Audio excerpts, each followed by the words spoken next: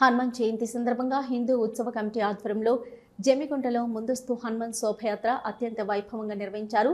పంచముఖ ఆంజనేయ స్వామి దేవాలయం నుంచి మోత్కులగూడెం గాంధీ చౌరస్తాల మీదుగా స్థానిక శివాలయం వరకు బోనాలు, కోలాటాలు, డీజే భక్తి పాటలతో శ్రీరామ హనుమాన్ విగ్రహాలతో శోభయాత్ర కొనసాగింది.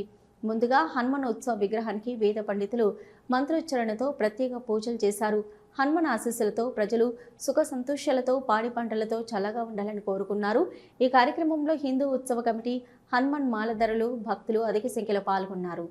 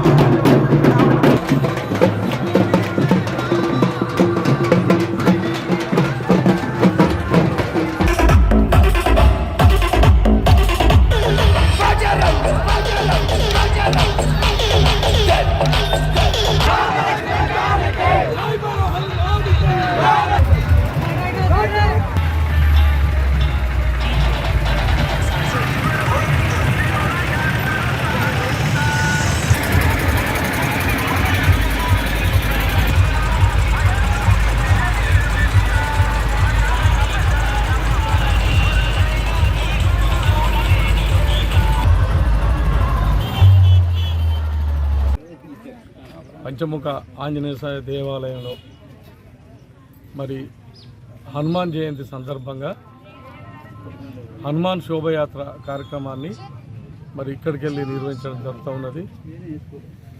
హిందూ సేవా సమితి ఆధ్వర్యంలో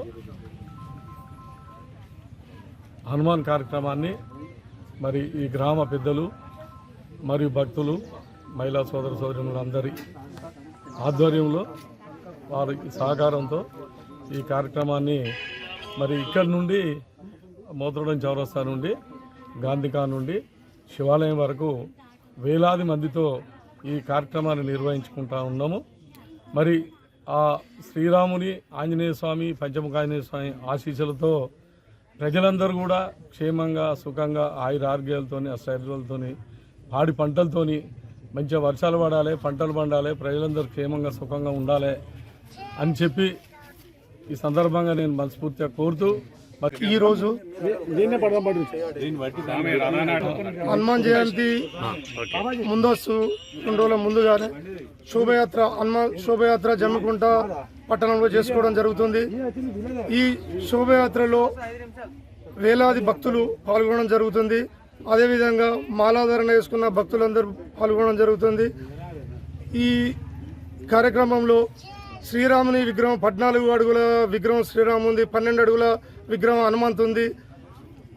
ఇవన్నీ ఊరేగింపుతోటి చాలా మన మోతుగూడెం చౌరస్తా నుండి గాంధీ చౌక్ శివాలయం వరకు ఊరేగింపు చేయడం జరుగుతుంది. అదేవిధంగా డప్పు సప్పుళ్ళు కానీ, భక్తులు కానీ, అదేవిధంగా కోలాట బృందాలు కానీ, ఈ భజన కార్యక్రమాలు ఇవన్నీ చేయడం జరుగుతుంది. ఈ జమ్మికుంట పట్టణ ప్రజలందరినీ ఆ దేవుడు చల్లగా చూడాలని, ఆ భగవంతుడు చల్లగా చూడాలని కోరుకుంటూ జై శ్రీరామ్.